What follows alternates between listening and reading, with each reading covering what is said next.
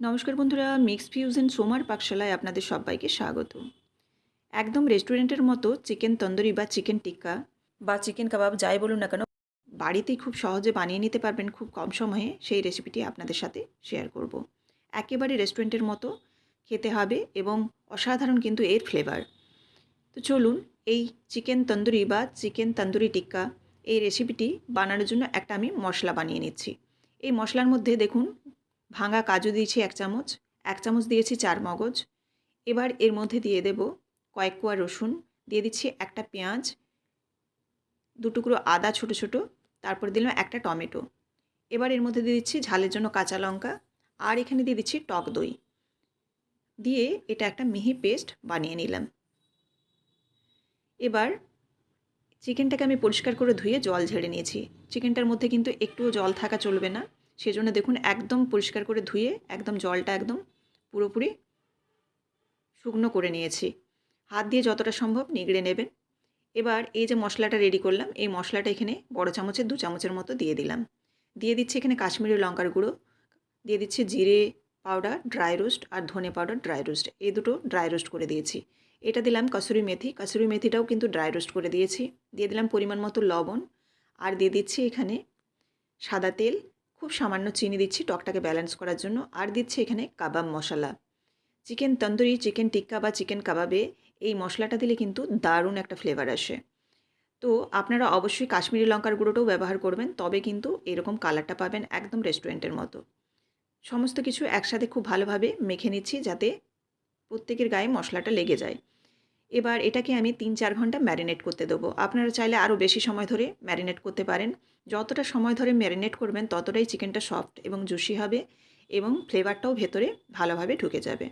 এবার ঢাকা দিয়ে আমি এটা 4 ঘন্টা যেহেতু রাখবো, সে কারণে ফ্রিজে রেখে দিচ্ছি। আপনারা যদি তার থেকে কম রাখেন তাহলে কিন্তু আপনারা বাইরেও রাখতে পারেন। এবার দেখুন ফ্রিজ থেকে বের করে নিয়েছি। এবার এর মধ্যে দিয়ে দিচ্ছি 1 চামচের মতো কর্নফ্লাওয়ার। এখানে চাইলে আপনারা বাইন্ডিংয়ের জন্য ছাতুও ব্যবহার করতে পারেন, কিংবা আপনারা বেসনকে ড্রাই রোস্ট করে ব্যবহার করতে পারেন। কাঁচা বেসন ব্যবহার করবেন না, বেসনটাকে একটু ড্রাই রোস্ট করে নেবেন, তারপর ব্যবহার করবেন। 1 চামচের মতো দিলাম, দিয়ে ভালোভাবে মেখে নিয়ে এবার দেখুন এয়ার ফ্রায়ারে আমি এই রান্নাটা করছি। আপনারা চাইলে এই রেসিপিটি তাওয়ার মধ্যে হালকা বাটার দিয়ে আপনারা বানিয়ে নিতে পারেন। প্রত্যেকটা টুকরোই আমি এবার এখানে দিয়ে দিচ্ছি। দিয়ে প্রথমবারে আমি দেখুন একটা বাটার পেপার দিয়েছি। তো এই বাটার পেপারটা না দিলেও কিন্তু এয়ার ফ্রায়ারে হবে। এবার আমি এখানে টাইমিং সেট করছি, 5 মিনিট প্রিহিট করে নিয়েছি। তারপর এবার 200 ডিগ্রি সেন্টিগ্রেডে 10 মিনিটের মতো দিচ্ছি। 10 মিনিটের মতো দিয়ে এবার 10 মিনিট পর দেখুন বের করে নিচ্ছি। এক পিঠটা কিন্তু খুব ভালোভাবে লাল হয়ে গেছে। এবার এটাকে একটু উল্টে দেব। উল্টে দিলে কিন্তু অপর পিঠটাও যে কাঁচা ভাবটা আছে সেটাও কিন্তু এরকম একবারে উপরে যে ব্রাউন কালারটা সেই কালারটাও এসে যাবে। উল্টে দিচ্ছি, উল্টালে আপনারা বুঝতে পারবেন যে ভেতরটা দেখুন ওই তলার দিকটা একটু কিন্তু এখনও কালার আসেনি। তো সেই কারণে আমি আরেকবার এয়ার ফ্রায়ারে এবারে খুব কম টাইমে দেবো, মোটামুটি 4 মিনিটের মতো দিয়ে দিলেই হয়ে যাবে। সব কটাকে উল্টে নিলাম, উল্টে নিয়ে আরও আমি 4 মিনিটের মতো দিয়ে দিচ্ছি।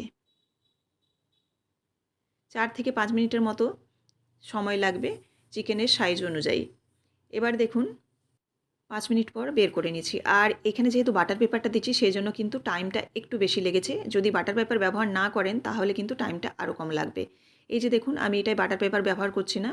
এতে আমি প্রথমে 10 মিনিট দেব, তারপর কিন্তু উল্টে আরও 1 মিনিটের মতো দিয়েছি। তাতে কিন্তু দেখুন আগেরগুলোর থেকে একটু বেশি লাল হয়েছে। কালারটা কিন্তু আরও বেশি ভালো হয়েছে। সহজে একদম রেস্টুরেন্টের মতো এরকম চিকেন তন্দুরি বা চিকেন কাবাব যাই বলুন না কেন রেডি হয়ে যাবে।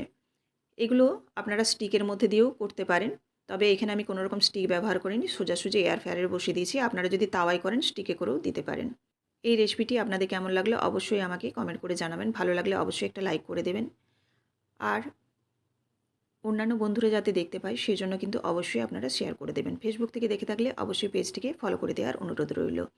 এরকমই প্রত্যেকদিন নিত্য নতুন রেসিপি দেখার জন্য অবশ্যই চ্যানেলটিকে সাবস্ক্রাইব করে বেল বাটনটি প্রেস করে দেবেন। আবারও আপনাদের সাথে দেখা হচ্ছে আগামীকাল নতুন কোনো একটি রেসিপির সাথে। ধন্যবাদ।